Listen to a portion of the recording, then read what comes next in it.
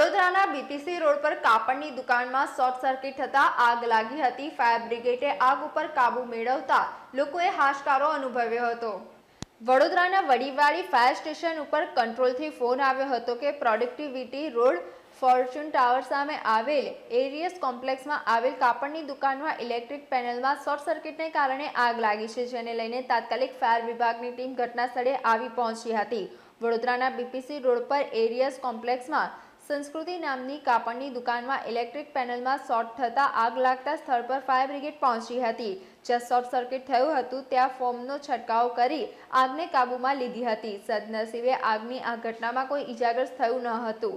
ઘટના સ્થળ ઉપર લોકટોળા ઉમટ્યા હતા। ઘટના સ્થળે પોલીસ પણ આવી પહોંચી હતી તથા કાયદો વ્યવસ્થાની સ્થિતિ સંભાળી હતી।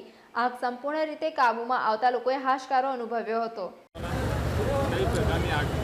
વડીવાડી ફાયર સ્ટેશન ખાતે કંટ્રોલ રૂમ દ્વારા કોલ આપવામાં આવેલ કે એરિસ કોમ્પ્લેક્સ નેપચ્યુન ટાવરની સામે પ્રોડક્ટિવિટી રોડ પર આગ લાગેલ છે। તો સ્થળ પર ઘટના સ્થળ પર આવતા જાણવા મળેલ કે એક કપડાની દુકાનમાં ઇલેક્ટ્રિક પેનલમાં શોર્ટ સર્કિટના કારણે આગ લાગી હોય, જે અમે આવ્યા પછી આગ કાબૂમાં લઈ દીધેલ છે।